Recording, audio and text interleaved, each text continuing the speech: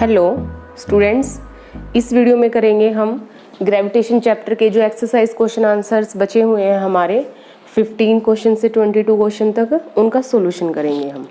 इनसे पहले की जो वीडियोस हैं उनके अंदर हम इंटेक्स क्वेश्चन आंसर का सॉल्यूशन भी डाल चुके हैं और एक्सरसाइज क्वेश्चन आंसर्स का भी। तो क्वेश्चन देखिए क्या है। A stone is thrown vertically upward. एक कोई स्टोन है, पत्थर है आपके पास, आपने उसको कहाँ फेंक दिया है? ऊपर की तरफ। मान लीजिए ये स्टोन है, इसको कहाँ फेंका गया है? ऊपर की तरफ फेंका गया है। जब इसको फेंका गया है तो इसकी इनिशियल वेलोसिटी कितनी है? इनिशियल वेलोसिटी को हम किससे रिप्रेजेंट करते हैं? यू से। 40 मीटर पर सेकेंड। ठीक है, इनिशियल वेलोसिटी लिख दी हमने। फाइनल वेलोसिटी क्या होगी? आपको ध्यान रखना है इस तरह के क्वेश्चंस के अंदर, जब किसी चीज़ को नीचे से ऊपर फेंका जाएगा तो किसी एक हाइट पे जाने के बाद उनकी जो स्पीड है वो नीचे आना शुरू हो जाएंगे, मतलब वो नीचे गिरना शुरू हो जाएंगे। तो जिस हाइट पे वो मैक्सिमम चले जाएंगे वहाँ पे जाने के बाद उनकी फाइनल वेलोसिटी क्या हो जाएगी? ज़ीरो। ठीक है, क्योंकि फिर वो नीचे ड्रॉप होना शुरू हो जाएंगे। तो हर एक क्वेश्चन के अंदर जब स्टोन को या किसी चीज़ को नीचे से ऊपर फेंका जाता है तो वहाँ पे आपको फाइनल वेलोसिटी कितनी लेनी होगी? ज़ीरो। और अगर हम बात करें यहाँ पे एक्सेलरेशन ड्यू टू ग्रेविटी की, ए को जी से ही रिप्रेजेंट किया जाएगा। जी लिखिए या फिर ए लिखिए। जो इसकी वैल्यू है वो क्या होगी? इसकी वैल्यू होगी आपकी -9.8। अब माइनस में क्यों लिखा? माइनस में वैल्यू क्यों लिखते हैं हम? क्योंकि जब फोर्स के अपोजिट हम एक्सेलरेशन करवा रहे हैं, क्योंकि अर्थ क्या करती है? हर ऑब्जेक्ट को अपनी तरफ नीचे खींचेगी, नीचे खींचती है ना अर्थ हर ऑब्जेक्ट को अपनी तरफ, लेकिन हम स्टोन को कहाँ फेंक रहे हैं? ऊपर की तरफ फेंक रहे हैं। तो इस केस में जो ग्रेविटी की वैल्यू है, जो एक्सेलरेशन ड्यू टू ग्रेविटी है, वो क्या हो जाएगी? माइनस हो जाएगी। अब देखिए यहाँ पे -9.8 नहीं लेंगे हम, हमें इन्होंने बोला है कितने लेना है हमें वैल्यू यहाँ पे? 10 मीटर पर सेकेंड स्क्वायर। तो यहाँ पे वैल्यू जी की कितनी ली जाएगी? 10 ली जाएगी। निकालना क्या है? Maximum height. कितनी हाइट तक? जैसे मान लीजिए मैक्सिमम हाइट है यहाँ से यहाँ तक, कितनी हाइट पे गया हमारा स्टोन? एच निकालना है। और एच को हम किससे रिप्रेजेंट, एस को ही हम किससे रिप्रेजेंट करेंगे? एच से। मतलब कितनी डिस्टेंस कवर की है स्टोन ने। डिस्टेंस को हम किससे रिप्रेजेंट करते हैं? एस से। एस और एच का मतलब क्या है? सेम है। डिस्टेंस निकालिए या फिर हाइट निकालिए। और इसमें बताना है मैक्सिमम डिस्प्लेसमेंट कि जो स्टोन आपका नीचे से ऊपर गया है और दोबारा फिर ऊपर से नीचे आ गया है तो उसकी मैक्सिमम डिस्प्लेसमेंट क्या होगी। देखिए इस क्वेश्चन का आंसर तो हम अभी कर लेंगे। मान लिया स्टोन यहाँ से ऊपर गया, ऊपर जाने के बाद फिर क्या हो गया? वो दोबारा से नीचे आ गया। तो जहाँ पे जिस पॉइंट से चलना शुरू किया और अगर हम उसी पॉइंट पे पहुँच जाएं, स्ट्रेट लाइन मोशन हो, तो उसको हम क्या बोलते हैं? उस टाइम पे हमारी डिस्प्लेसमेंट क्या हो गई? ज़ीरो हो गई। जैसे मान लिया आपने अपने घर से चलना शुरू किया, स्कूल तक गए आप और दोबारा आप घर पे आ गए, तो आपकी डिस्प्लेसमेंट क्या है? ज़ीरो। डिस्टेंस निकालनी है हमें स्टोन की। अगर देखो मैं यहाँ से यहाँ तक की हाइट निकाल दूँ, ठीक है, और ऊपर भी से फिर दोबारा नीचे सेम हाइट ही ट्रैवल करेगा हमारा स्टोन, तो हाइट निकालने के बाद उसको क्या कर दूँ? मैं डबल कर दूँ, जोड़ दूँ दो हाइट को, तो मेरे पास क्या आ जाएगी? Total distance. तो देखिए सॉल्यूशन क्या दे रखा आपको इस क्वेश्चन का। ये सारी बात हम कर चुके हैं। इनिशियल वेलोसिटी कितनी है? 40 मीटर पर सेकेंड है। फाइनल वेलोसिटी हर क्वेश्चन में ध्यान रखना आपको, नीचे से ऊपर जाएंगे तो फाइनल वेलोसिटी क्या होगी? ज़ीरो। हाइट ऑफ स्टोन को किससे रिप्रेजेंट किया? एस से रिप्रेजेंट कर लीजिए या एच से रिप्रेजेंट कर लीजिए। एक्सेलरेशन ड्यू टू ग्रेविटी, अब देखिए माइनस साइन क्यों आ गया है इसके साथ?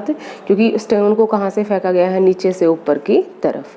अब आपको यहाँ पे निकालनी क्या है? डिस्टेंस, मतलब हाइट निकालनी है आपको। हाइट निकालने के लिए आप कौन सी इक्वेशन यूज़ करेंगे? मोशन की ये इक्वेशन यूज़ करेंगे, जो कि क्या है? v square minus u square is equal to 2as होती है आपकी इक्वेशन।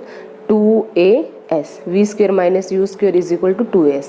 v है आपके पास फाइनल वेलोसिटी 0, ये वैल्यू रख दी हमने। इनिशियल वेलोसिटी कितनी है आपके पास? ये है ना इनिशियल वेलोसिटी 40, स्क्वायर है तो स्क्वायर रख दिया, इज इक्वल टू 2 ये है। एक्सेलरेशन ड्यू टू ग्रेविटी ए लिखिए या इसको जी लिख दीजिए। ये कितनी है आपके पास? -10। एस का मतलब क्या है? हाइट निकालनी है एच।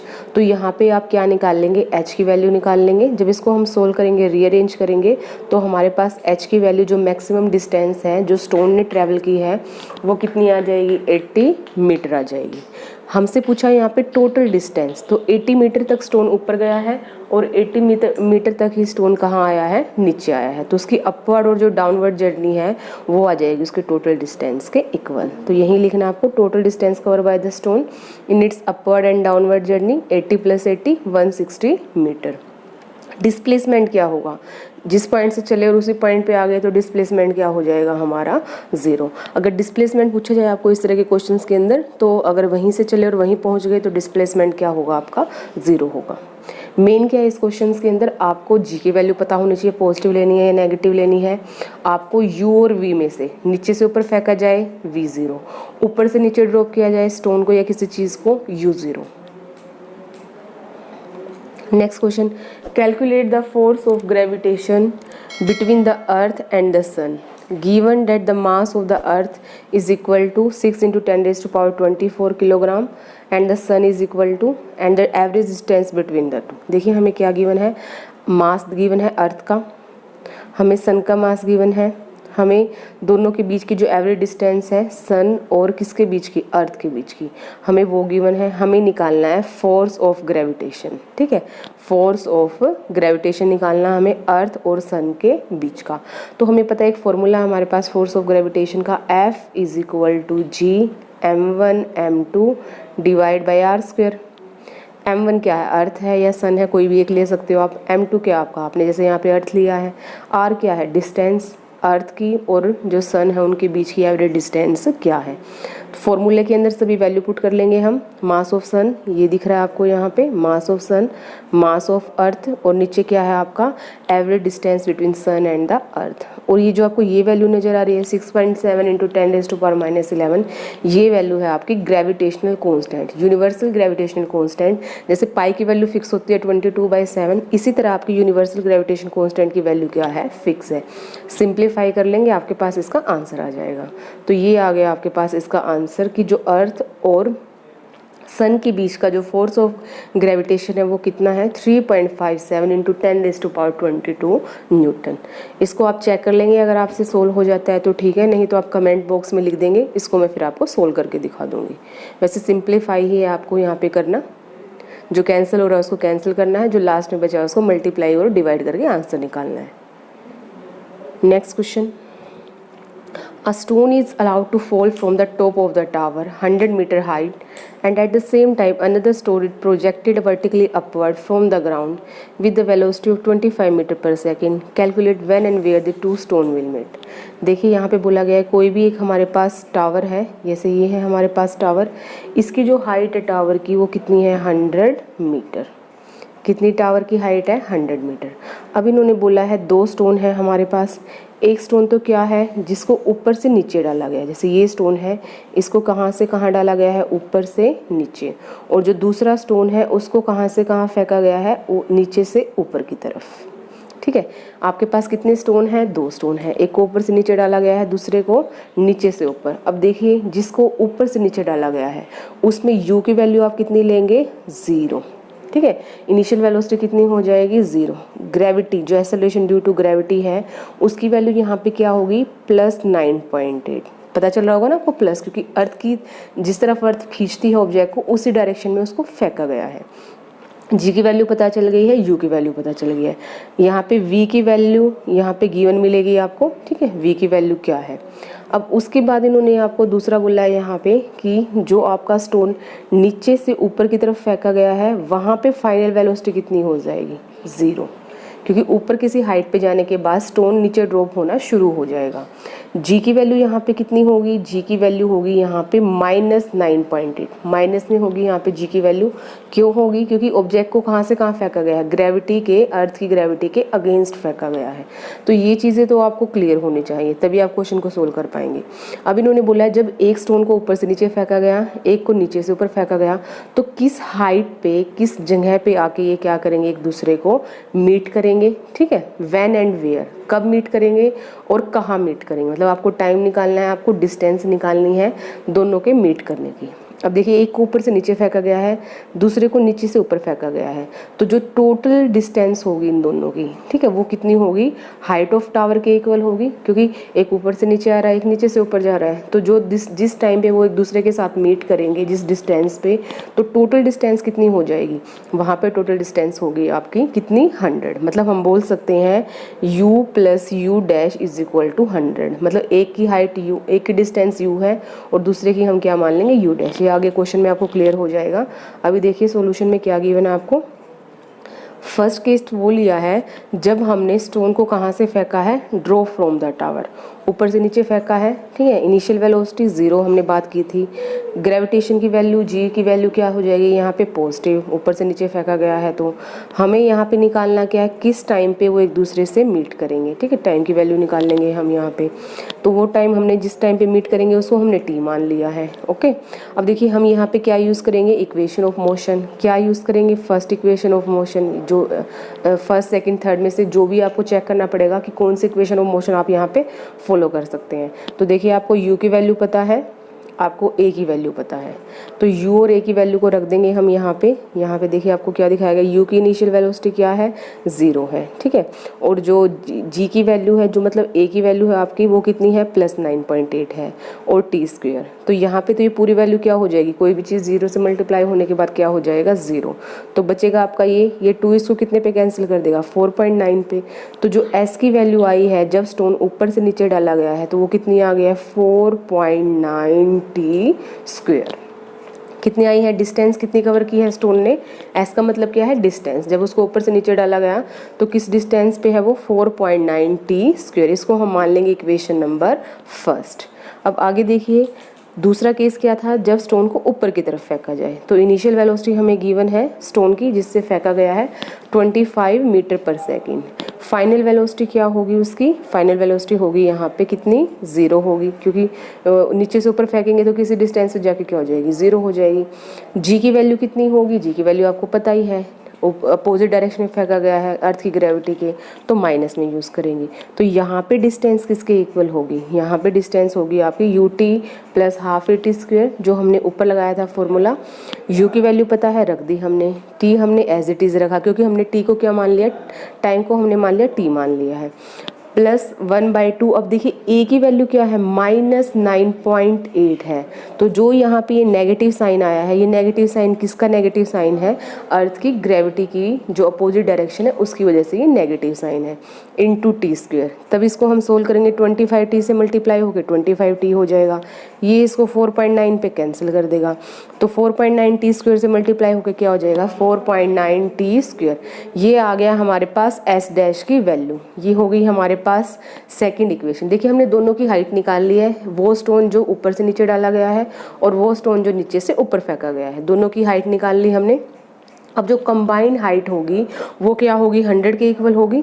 तो हमने यहाँ पे यही लिखा है, जो कंबाइंड डिस्प्लेसमेंट है दोनों स्टोन की मीटिंग पॉइंट पे, वो किसके इक्वल होगी, हाइट ऑफ टावर के इक्वल होगी। तो देखिए हाइट ऑफ टावर कितनी है, 100 मीटर है। तो हम लिख सकते हैं जो स्टोन ऊपर से नीचे फेंका गया और या नीचे से ऊपर फेंका गया, उन दोनों की जो हाइट है वो किसके इक्वल होगी, 100 के इक्वल।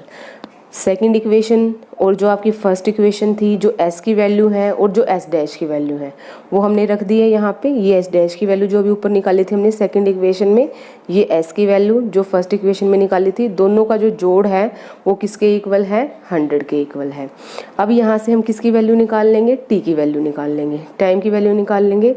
तो टाइम हमारे पास कितना आ जाएगा, 4 सेकेंड। ये तो कैंसिल ही हो जाएगा आपका, तो आपके पास क्या आएगा, 25t इज इक्वल टू 100, और t कितना आ जाएगा आपके पास, 100/25। कैंसिल होने के बाद 4, इसका मतलब 4 सेकंड के बाद जो स्टोन नीचे से ऊपर डाला है और ऊपर से नीचे फेंका है, और 4 सेकंड के बाद एक दूसरे को क्या करेंगे, मीट करेंगे, मिल जाएंगे वो।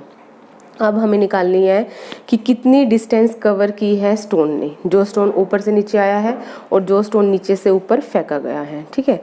द फॉलिंग स्टोन की डिस्टेंस क्या थी हमारी, यू थी जो फर्स्ट इक्वेशन में थी, कितनी थी यू हमारी, 4.9 टी स्क्वायर। यही थी हमारी यू की वैल्यू जो हमने फर्स्ट इक्वेशन लिखा था। यहाँ पे टी हमने निकाल लिया है, तो टी कितना है आपके पास, 4 है। 4 के स्क्वायर को किससे मल्टीप्लाई कर देंगे, 4.9 से। तो ये डिस्टेंस आ गई हमारी 78.4 मीटर, ठीक है।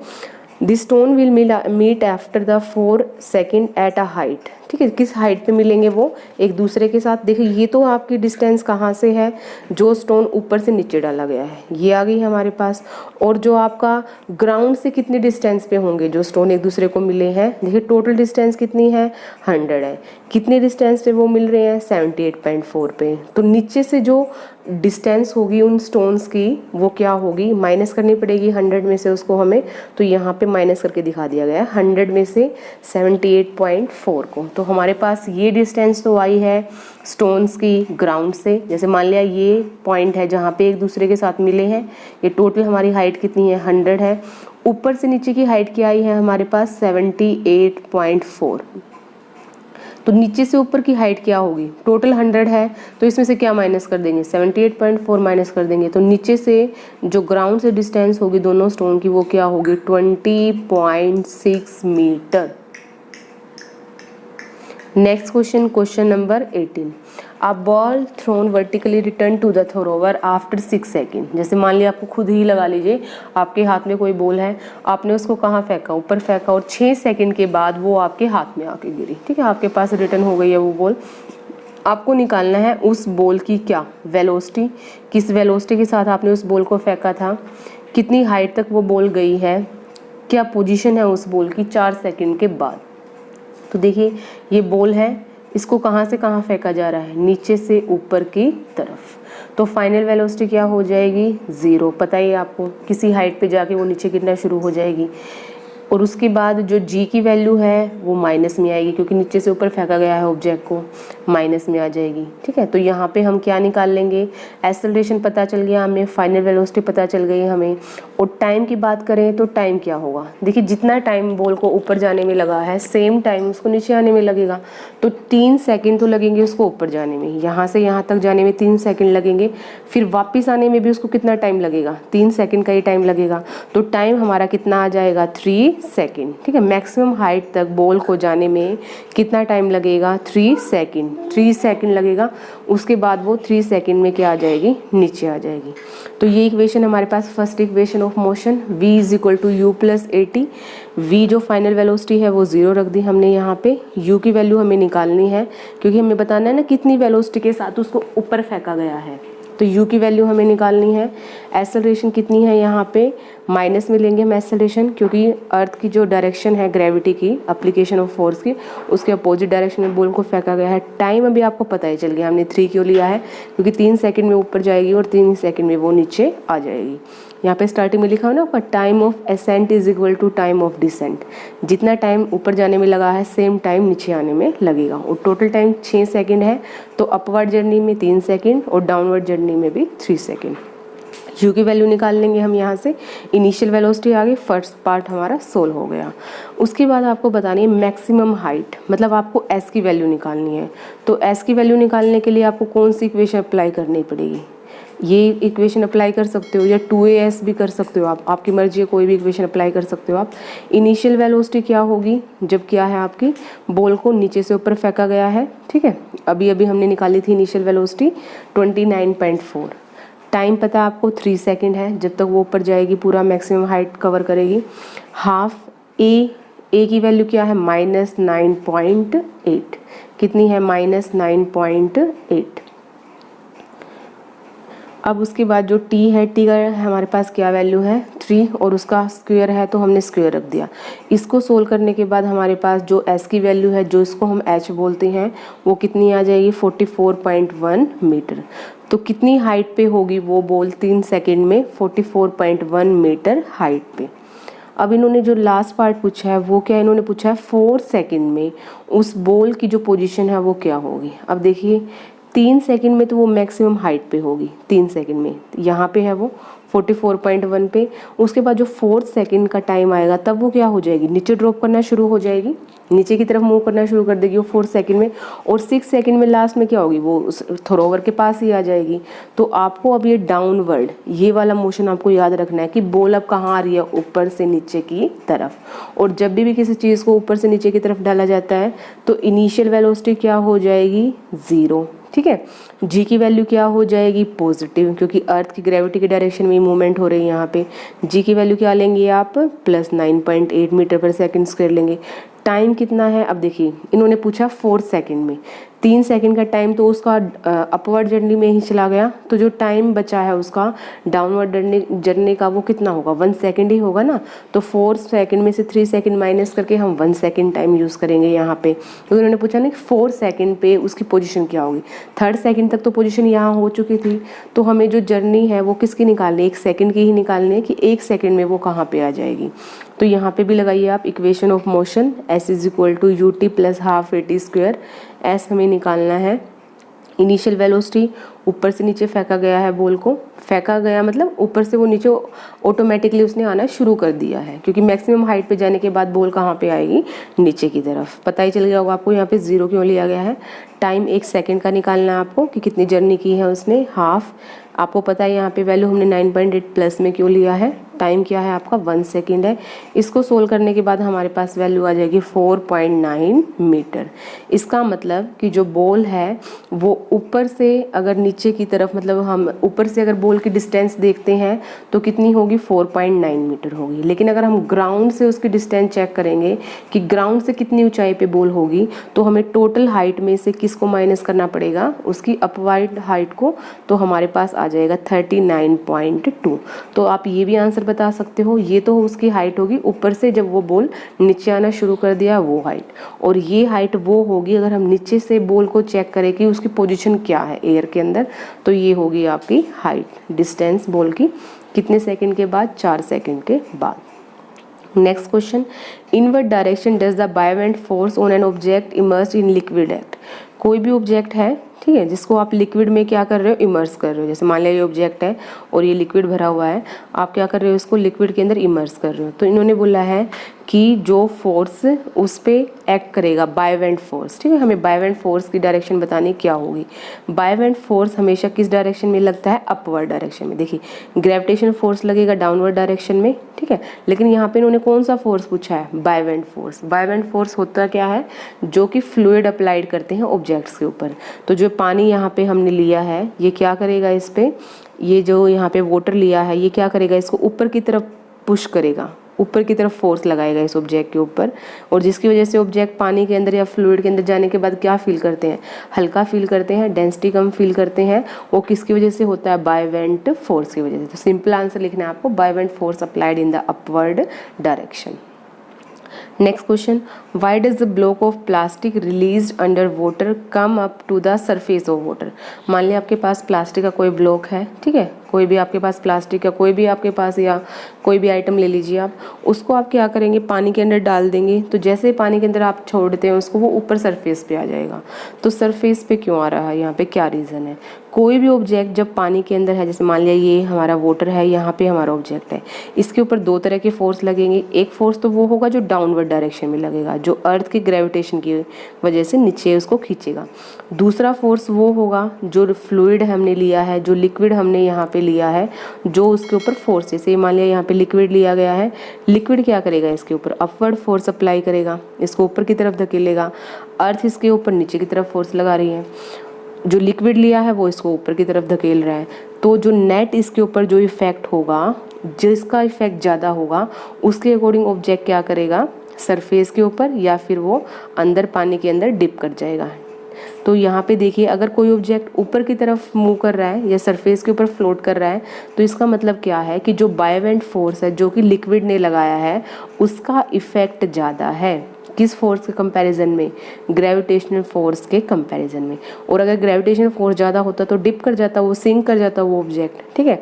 तो फ्लोट क्यों कर रहा है प्लास्टिक का ब्लॉक, तो फ्लोट करने का रीज़न क्या है, buoyant force is greater than the gravitational force. Buoyant force ज़्यादा है सरफेस के ऊपर ऑब्जेक्ट के, किसके कंपैरिजन में, ग्रेविटेशनल फोर्स के कंपैरिजन में।